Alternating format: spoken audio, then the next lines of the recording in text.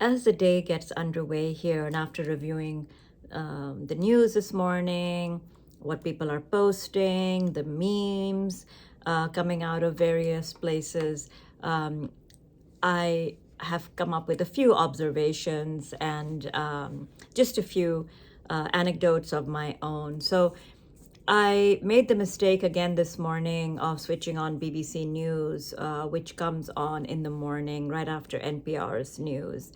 And BBC has, I think, separated itself from most news media by becoming a singular platform for Israel's propaganda, especially in the 2 years of the Israeli genocide upon the Palestinians in Gaza. BBC has done more than any other news media, including CNN, which is pretty bad. It has distinguished itself quite negatively as a platform that is entirely handed over to Israeli voices. And BBC has done a lot to downplay the death toll of Palestinians, downplayed the attacks on medics and hospitals, and done everything possible to protect Israeli interests in the news media until it was just impossible to continue to do so. And one can look at the background of BBC's news editor, who is now in court, having to defend his positions based on his allegiances and his stated preferences for various leaders around the world. So there is that. So when I did switch it on and made the mistake of not switching it off right after the news roundup, they opened with the US delivering a 15-point ceasefire plan to Iran via Pakistan, apparently, which the Pakistanis have now delivered to the Iranians. The first person that BBC thought was appropriate to interview was not an American cabinet member or member of Congress or even a pundit, not a Pakistani cabinet member, spokesperson for the Prime Minister, Ministry of Foreign Affairs, or even a journalist. No. They went straight to the Minister of the Economy of Israel. And what he proceeded to say was he basically spoke in an arrogant, dismissive way about these points, basically scoffed at what Iran might do, made it very clear that Israel and America were totally aligned and did everything together, and basically said Israel will do what it needs to do. The Israelis are making it very clear day in and day out that they are leading Trump by the nose. And whether Trump does something or does not something, they could care less. They're going to do it. So right away, I want to bring up the point about how almost all the sourcing of news in the New York Times, on CNN, almost all the sourcing is Israeli sources, okay? They keep quoting Israeli television stations and Israeli anonymous sources, but it's Israeli sources. The thing that keeps bothering me is how they keep throwing up the name of the Speaker of Iran's parliament, Ghalibaf. How he is going to be the new Delcy Rodriguez. They keep on saying that. And to me, that does a couple of things. That discredits him completely, or they think their effort, and I think this is an Israeli effort, is to discredit him as an American Israeli asset inside Iran, so that his opponents inside Iran start to mistrust him and potentially go after him. Okay? So they keep doing this. They keep bringing up his name. They keep floating him as the person who's going to be negotiating opposite Trump. They keep doing that. And these are all Israeli sources. So my question is, what is the motivation to do that? And I don't think the motivation is good. And then Israel is telegraphing that they've held off assassinating him and the foreign minister of Iran.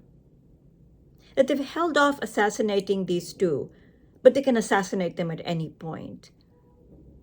What is the point of this maniacal talk except to put both of them in the crosshairs as Israeli US assets, discredit them, make them mistrustful, and possibly get them killed? That, I think, is what is going on. But everybody can see Mr. Galibaf's tweets today on X and make their own judgment about that. Then there's also memes coming out about Abbas Agrachi being so attractive, and TikTok, and how he's so educated and love the way he talks. So there's a lot of that going on, which you really have to take with a grain of salt and wonder exactly where are these memes coming out of? What is going on? It's wholly undignified and really pathetic in the time of war. So the maniacal war criminal who already has arrest warrants against him is romping around the Middle East with an expansionist mindset. In the 1930s, in Europe, we had a country that had an expansionist mindset. And a group of men who then started to attack, invade, and occupy their neighbors. That was the 1930s, and that set off World War II. Now we have an expansionist, extremist group of men invading, occupying, terrorizing neighboring countries.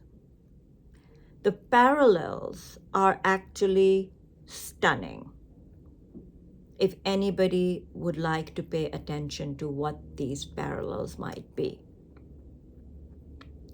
In the 1930s, appeasement became a big word because that expansionist group of men was appeased. It was not stopped until they went further and further and further into Europe. I fear that the troop deployment that Trump is doing is not being done because America sees any interest in it. I think it's exactly what some American troops are saying. We don't want to die for Israel. I think the Israelis are forcing Trump to bring in ground troops. For what purpose, it remains unclear. What do they intend to occupy? Because you cannot put enough ground troops to occupy a country of 93 million people with over 1 million people in their armed forces.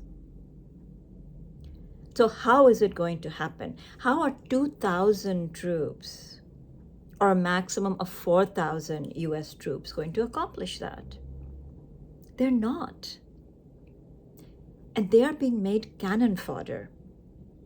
But why? Why is such an irrational move being made? My worry is because Netanyahu is making it. He is telling Trump to do this with some sick idea that maybe they will kidnap Galibaf or kidnap so-and-so or assassinate so-and-so or whatever They will topple the regime. My other worry is he pulling American troops into occupying Lebanon? Is that what is going to happen? Are American troops going back into Lebanon like they did in 1982 and suffered huge casualties? Is that what he's doing? Is he drawing American troops into occupying Lebanon? I think American public needs these answers. Because by and large, now, the American media, except for a few skittish ones, are clearly saying Netanyahu dragged Trump into this war.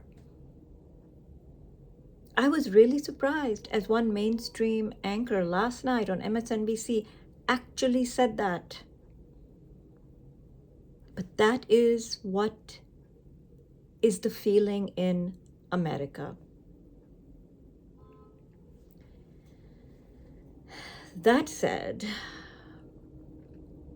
I have to tell you, I am getting really sick of Iran being called Iran, Iraq being called Iraq, Baghdad being called Baghdad.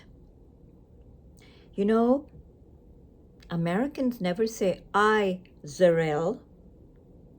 They never say Ceyland. So why is it so difficult to say Iran and Iraq? Why?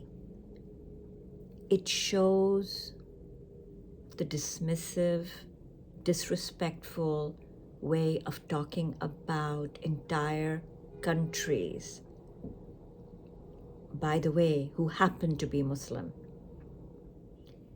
So once again, for those in the back, it is Iran. Its capital is Tehran. It is Iraq. Its capital is Baghdad. Okay?